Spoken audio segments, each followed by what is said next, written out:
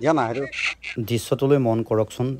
এই বৃহৎ হাতীৰ জাকটোৱে মৰঙীৰ যি পাতকটীয়া সেই পাতকটীয়া অঞ্চলত মানুহৰ বাৰীৰ কাষেৰে হাতীৰ জাকটো ৰাষ্ট্ৰীয় ঘাইপথৰ অভিমুখে ৰাওনা হয় আৰু মানুহৰ ঘৰৰ কাষেৰে হাতীৰ জাকটো যেতিয়া পাৰ হৈ যায় সেই সময়ছোৱাত আচলতে আতংকিত হৈ পৰে স্থানীয় লোক।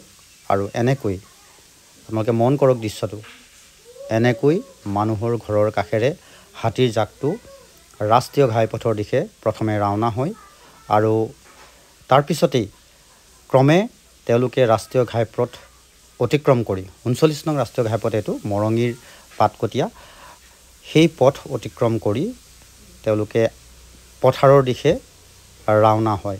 আৰু ৰাষ্ট্ৰীয় ঘাইপথত যেতিয়া হাতীৰ জাকটোৱে প্ৰৱেশ কৰে সেই মুহূৰ্তত আচলতে মানুহৰ মাজত এক প্ৰকাৰৰ হোৱা দোৱাৰ এটা পৰিৱেশৰ সৃষ্টি হয়, কাৰণ সকলো পথচাৰীয়ে জ্ঞাত নহয় যে সেই পথেৰে হাতীৰ জাকটো পাৰ হয় আৰু হঠাৎ এনেকৈ পোৱালিৰ সৈতে বৃহৎ হাতীৰ জাক এনেকৈ ৩৯ নং ৰাষ্ট্ৰীয় ঘাইপথ মৰঙীৰ পাতকটীয়া সেই অঞ্চলেৰে পাৰ হৈ তাৰ কাষতেই যি পথাৰ আছে, সৰিয়হৰ খেতি কৰিছে কৃষকসকলে, সেই পথাৰত প্ৰৱেশ কৰে।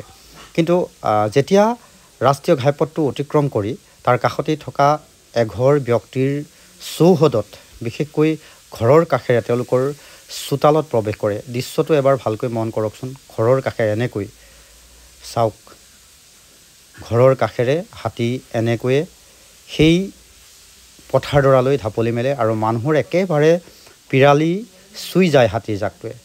তাৰপিছতেই হাতীৰ জাকটোৱে বৃহত্তৰ মৰঙীৰ যি পথাৰ সেই পথাৰত প্ৰৱেশ কৰে আৰু তাৰপিছতেই হাতীৰ জাকটোৱে খাদ্য বিচাৰি বিচৰণ কৰে আন এটা অঞ্চললৈ।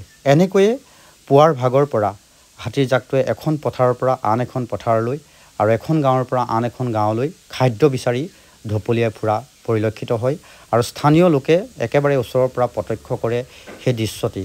কিন্তু দুখ লগা কথাটো হ'ল কি, যে কৃষকে যথেষ্ট কষ্ট কৰি যিহেতু ধান খেতি কৰিব নোৱাৰিলে, গতিকে সৰিয়হৰ খেতি বা কবি খেতি, বিশেষকৈ ৰবি শস্যৰ খেতি তেওঁলোকে কৰিছিল আৰু সেই খেতিবোৰ এনেকৈ গছকি খাদ্য বিচাৰি হাতীৰ জাকটোৱে পথাৰৰ দিশে ৰাওনা হয় আৰু সমগ্ৰ দৃশ্যটো আমি আঁতৰৰ পৰা বন্দী কৰাৰ চেষ্টা কৰিছিলোঁ।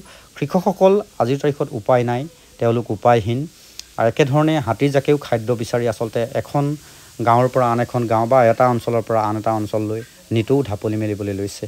আৰু এনেকৈয়ে আজিৰ দিনটোত বিশেষকৈ এয়া তেওঁলোকে খুমটাই অঞ্চলৰ পৰা নদী পাৰ হৈ পাতকটীয়া বা চেঁচামুখ সেই অঞ্চলটো ৰাইজৰ খেতিপথাৰ অতিক্ৰম কৰি ৰাষ্ট্ৰীয় ঘাইপথ পাৰ হৈ এনেধৰণে মৰঙীৰ এখন পথাৰত প্ৰৱেশ